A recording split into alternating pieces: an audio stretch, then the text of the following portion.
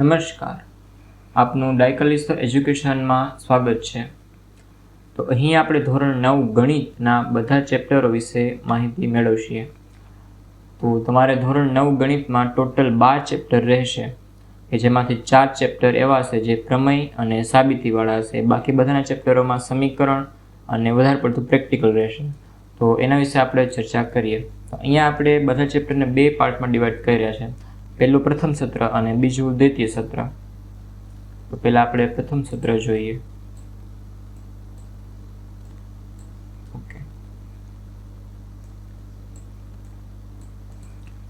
પ્રથમ સત્રમાં તમારે ટોટલ 6 ચેપ્ટર રહેશે। એમાંથી સાબિતીવાળું માત્ર એક જ છે, રેખાઓ અને ખૂણાઓ। સંખ્યા પદ્ધતિ, બહુપદી અને દ્વિચલ સુરેખ સમીકરણો, આ ત્રણેય ચેપ્ટર એવા છે જે તમારે 7મા અને 8મા ધોરણમાં આવી ગયેલા છે। એ જ ચેપ્ટર છે પણ થોડુંક નવું રહેશે આમ।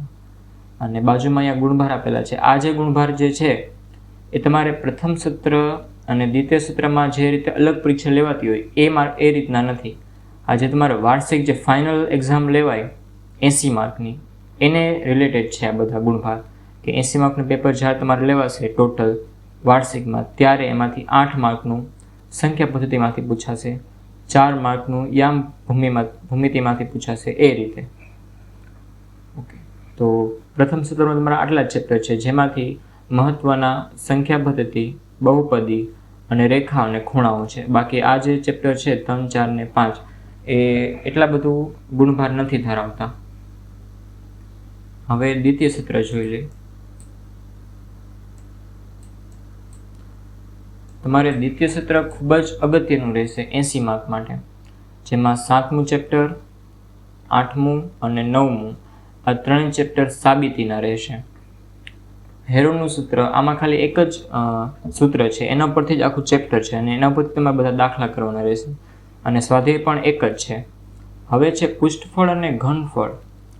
અહીં તમારે આ જે ચેપ્ટર છે એ 7મા ધોરણમાં અને 8મા ધોરણમાં માપન તરીકે પાઠ આવતો, એના ઉપરથી જ છે આખું ચેપ્ટર, એ જ હશે બધું પણ થોડુંક અલગ। અને તમારે નવા આકારો ઇન્ટ્રોડ્યુસ થશે। એક તો શંકુ અને એક રહેશે ગોળો।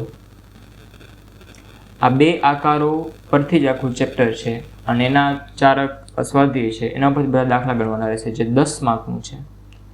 અને પછી છે આંકડાશાસ્ત્ર, એ પણ તમારે 7મા ધોરણમાં અને 8મા ધોરણમાં આવી ગયેલું છે, એ જ છે પણ થોડુંક નવું રહેશે અહીંયા।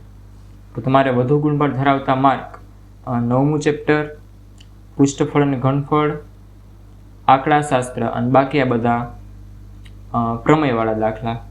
તો એ 4 ચેપ્ટર છે બધા, એમાંથી 1-2 ચેપ્ટર તમને આવડી ગયા તો બાકી 2 પણ સાવ ઇઝી છે। તો આ રીતનું તમારું સ્ટ્રક્ચર છે। ધન્યવાદ।